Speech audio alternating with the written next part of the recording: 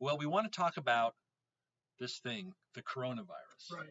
Everybody's worried about the coronavirus. Everybody is freaking out. In fact, we just got an email from the Evangelical Theological Society. They've canceled their regional conference that was supposed to happen this month in Dallas.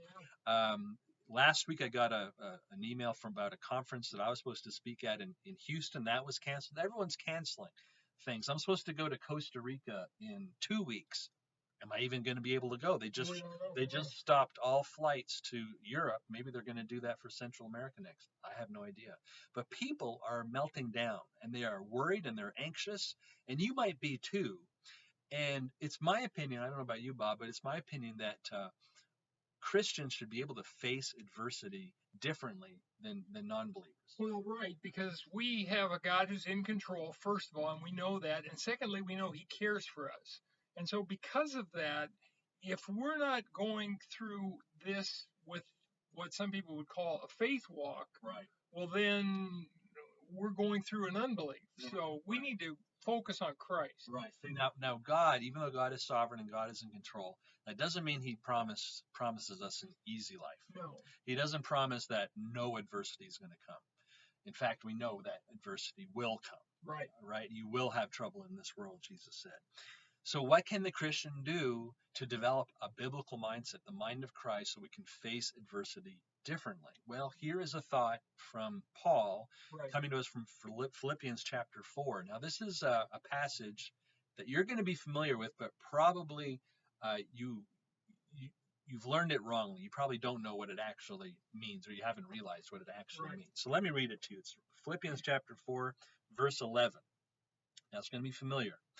Not that I speak in regard to need, for I have learned in whatever state I am to be content. I know how to be abased, and I know how to abound.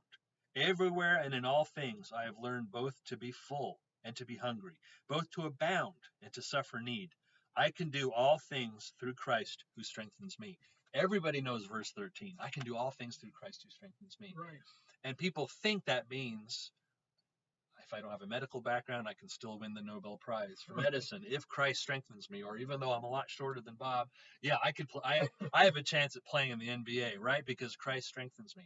No, that's not what that verse is talking about. No, in the context, it's saying I can handle plenty and I can handle lack.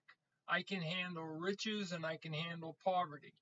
I can handle it if I get sick, and I can handle it if I'm well. Right. I can handle if there's a coronavirus or if there's not a coronavirus. You can handle it not because you're strong, not because you're smart or you're wise. You can handle it because Christ has made you a promise. And he gives you the strength to handle it if you look to him. Look, in the last month, if you have any of your retirement money in the stock market, you've lost 20% or so of that money in 1 month. Just today alone, you would have lost about 8% in 1 day. And this has happened several times this week. So weird things are happening. And lots of things are being canceled. You can have lots of financial losses. Your job could be in jeopardy. But Christ is going to see you through. He will. And so you can handle it, whatever this brings about. If you get the coronavirus, you can handle it. Yeah. If one of your loved ones gets the coronavirus, you can handle that too. And if our country experiences and our world experiences a lot of turmoil, you can handle it because of Christ who strengthens you.